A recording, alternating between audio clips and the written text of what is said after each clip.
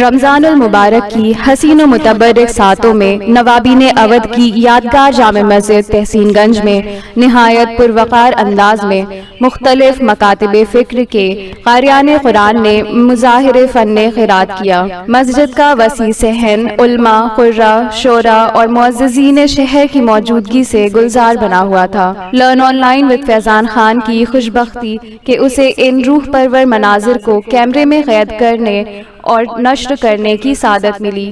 پیش ہے محفل بزم قرآن کی کچھ جھلکیاں۔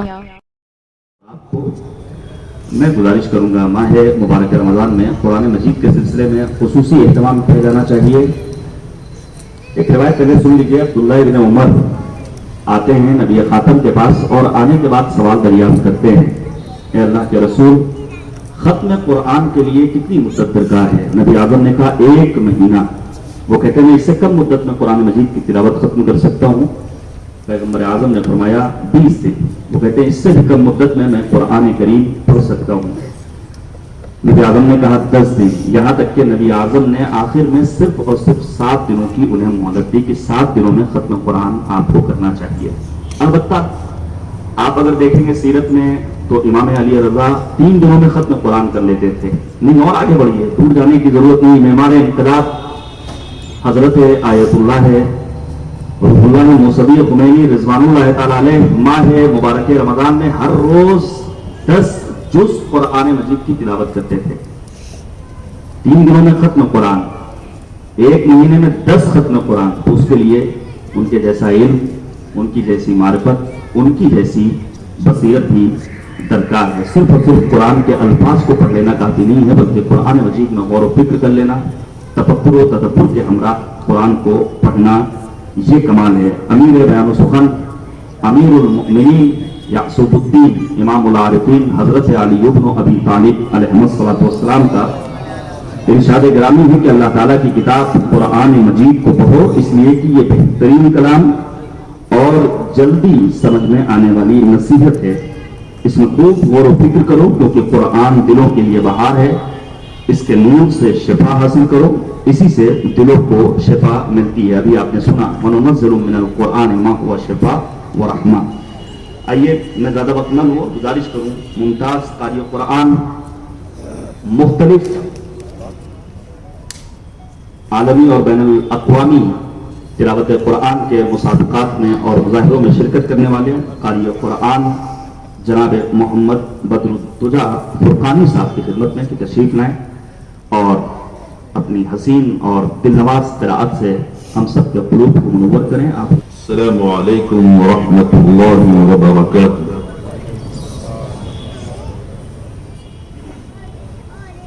سورۃ البقرہ کا آخر رکوع آمن الرسول بما انزل۔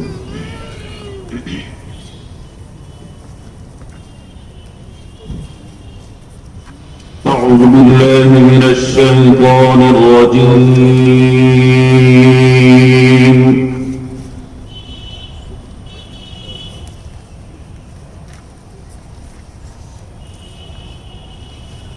بسم الله الرحمن الرحيم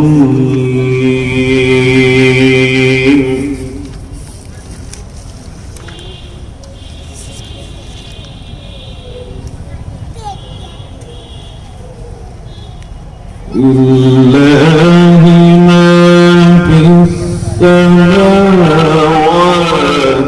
وما في الأرض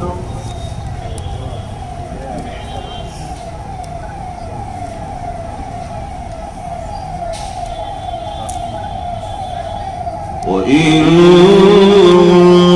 تبدوا ما في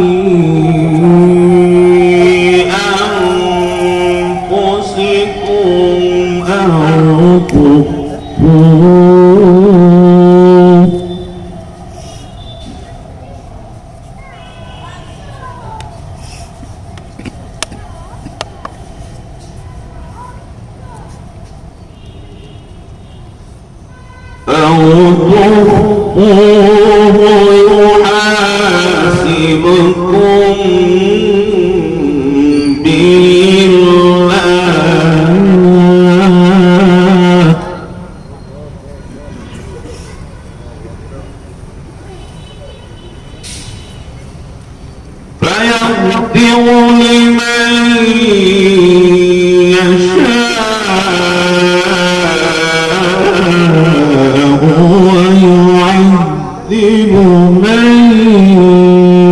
يشاء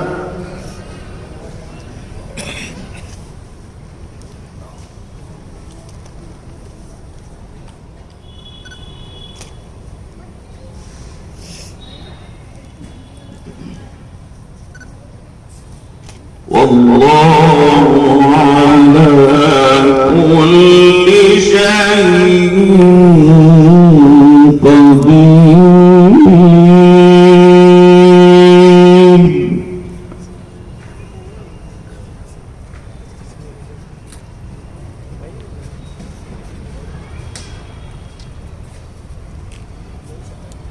فيغفر لمن يشاء ويعذب من يشاء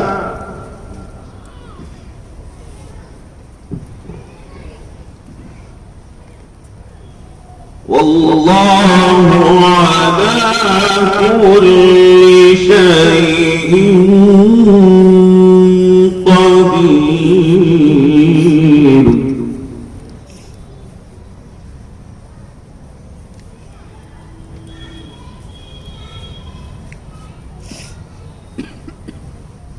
آمن الرسول بما أنزل إليه من ربه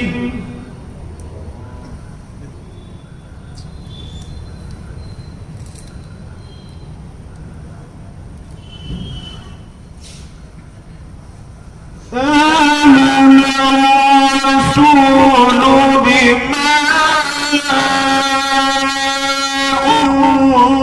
أنزل إليه من ربه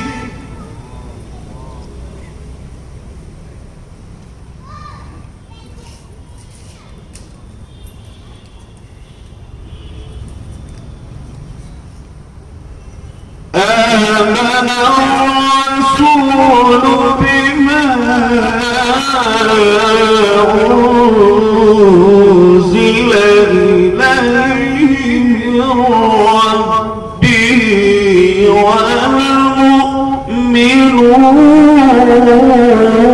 والمؤمنون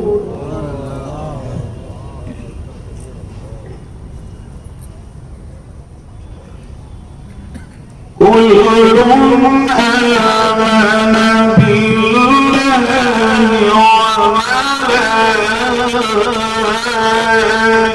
وملائكته وكتبه ورسله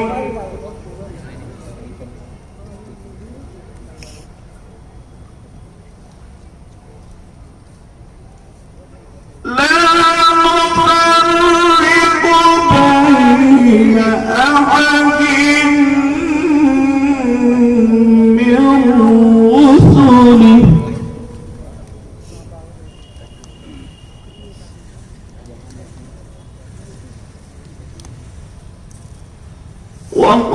وقالوا سمعنا وأطعنا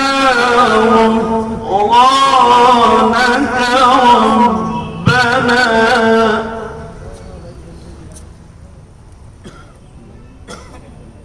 غفرانك ربنا وإليك المصير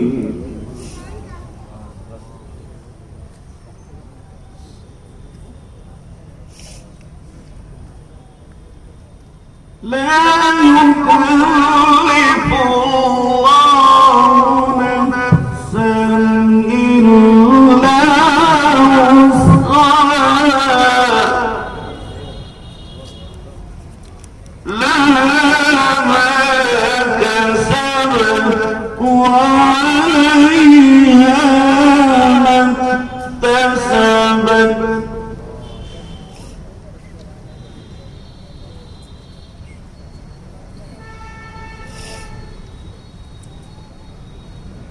ربنا لا تؤاخذنا إن نسينا أو أخطأنا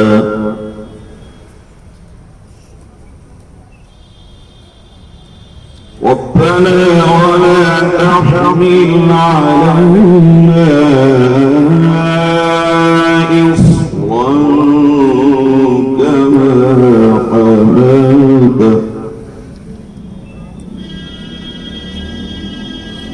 كما حملته على الذين من قبلنا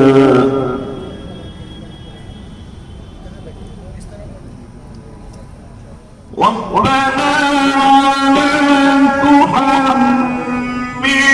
ما لا طاقة لنا به واعف عنا واغفر لنا وارحمنا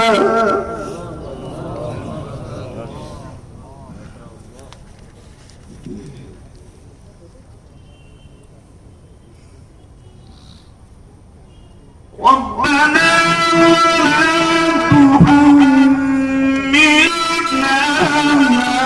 ما لا طاقة لنا به واعف عنا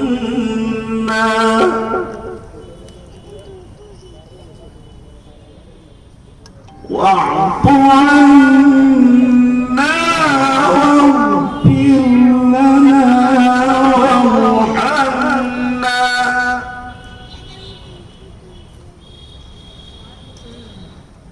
أنت مولانا فانصرنا على القوم الكافرين أنت مولانا فانصرنا على القوم الكافرين الله أكبر بسم الله الرحمن الرحيم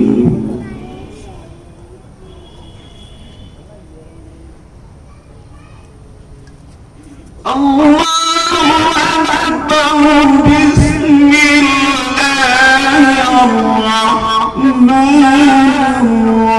الرحيم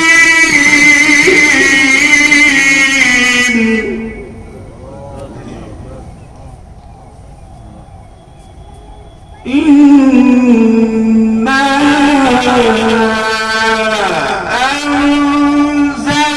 أنزلناه في ليلة القدر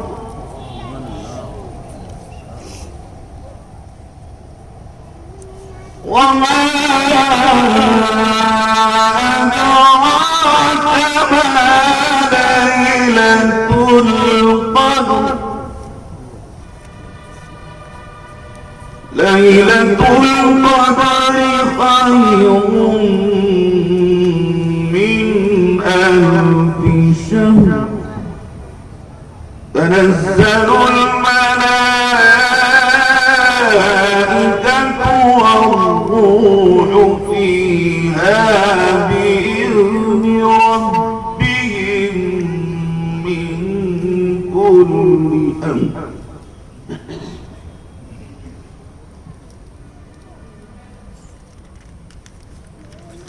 تنزل الملائكة والروح فيها بإذن ربهم من كل أمر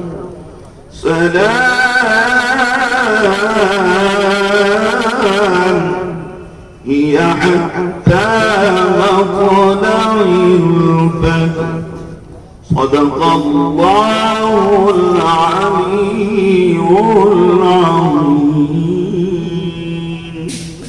الله